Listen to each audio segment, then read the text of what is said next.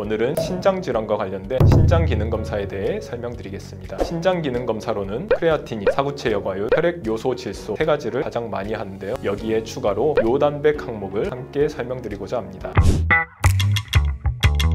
가장 흔하게 시행하는 혈액검사 항목 중 하나인 크레아티닌은 건강보험공단 건강검진검사에도 포함되어 있습니다. 그만큼 크레아티닌은 신장 기능을 반영해주는 대표적인 수치라고 볼 수 있겠습니다. 그리고 사구체 여과율은 크레아티닌, 몸무게, 나이 등을 이용해 수치를 구하는 일종의 계산 공식입니다. 크레아티닌은 우리 몸의 근육에서 나오는 일종의 노폐물로 오직 신장을 통해서만 배출이 됩니다. 신장의 기능이 떨어져 배출이 잘 되지 못하면 크레아티닌이 혈액 중에 쌓이게 되고 수치가 높아집니다. 크레아티닌의 수치가 높다는 것은 곧 신장이 제 기능을 못하고 있다는 신호라고도 볼 수 있겠습니다.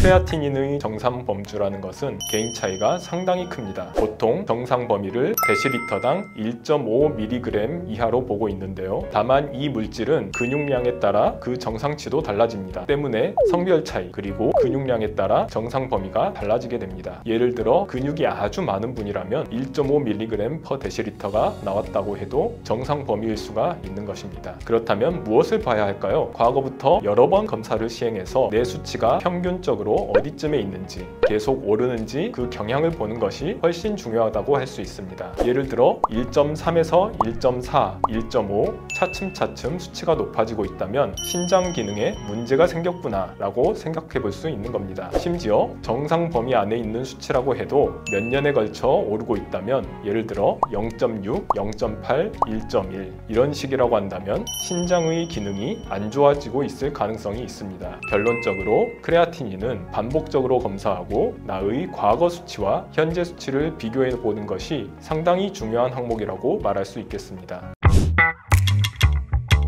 사구체 여과율은 일종의 공식인데요. 간단히 말해서 신장이 혈액을 여과하는 속도를 나타내는 검사 항목입니다.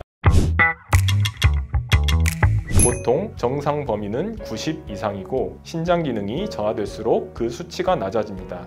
내 결과가 지속적으로 90 미만이 나왔다면 정상에 비해 내 신장 기능이 떨어졌다 라고 볼 수 있겠습니다. 30 이하로 떨어졌다면 이제 심각한 기능 문제가 있다고 보며 15 미만의 경우 신장 기능 부전이 있다고 판단하고 있습니다.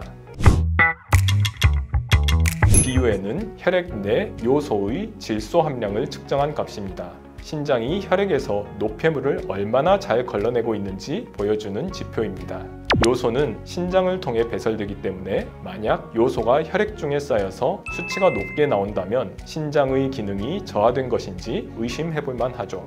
다만 요소의 수치는 신장 기능 이외에도 먹은 음식, 간 기능의 변화에 의해서도 달라질 수 있기 때문에 BUN의 수치만으로 신장 기능을 평가하기는 곤란합니다. 일반적으로 BUN의 정상 범위는 대략 데시리터당 6에서 20mg입니다. BUN의 수치는 신장 기능 저하, 고단백 식사, 탈수, 간경변, 심한 운동, 스테로이드와 같은 일부 약물 사용으로 인해 증가할 수 있습니다. 반대로 임신, 간 부전, 영양 부족, 과도한 수분 섭취 등으로 수치가 감소할 수 있습니다. 그리고 신장 기능 검사를 하실 때 꼭 함께 진행하시는 것이 바로 소변 검사인데요. 이 소변 검사를 통해 요단백을 확인하죠. 요단백 검사는 쉽게 말해서 소변에 단백질이 섞여 나오는지 확인하는 검사입니다. 신장은 기본적으로 걸러내는 기능을 하는 장기입니다. 그런데 보통 단백질은 우리 몸에 필요한 성분이고 덩어리가 커서 신장에서 배출되지 않는데 이게 소변으로 나왔다는 것은 신장에 무언가 문제가 있다는 것을 시사합니다. 한마디로 정상적인 상태라면 소변에서 단백질이 발견되면 안 된다는 것이죠. 요단백 검사를 했을 때 결과를 보면 기본적으로 음성이나 양성이고 양성인 경우에 1포지, 2포지, 3포지, 4포지티브 등으로 표시되죠. 이 숫자가 높을수록 우리의 소변에 단백질 양이 많이 포함되어 있다는 의미입니다.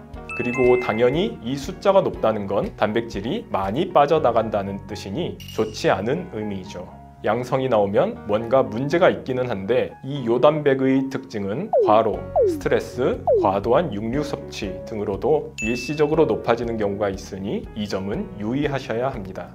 건강하고 멀쩡한 분이 이거 한번 나왔다고 해서 너무 걱정할 필요는 없다는 것입니다. 이런 분은 충분한 휴식을 취한 후 한 달가량 경과했을 때 다시 검사해 보시면 정상으로 돌아올 가능성이 높습니다. 단, 반복 검사에서도 지속적으로 단백뇨가 검출되거나 그 수치가 점점 늘어난다거나 혈뇨 등 다른 이상 소견이 함께 관찰된다면 추가적인 검사가 필요할 수 있겠습니다.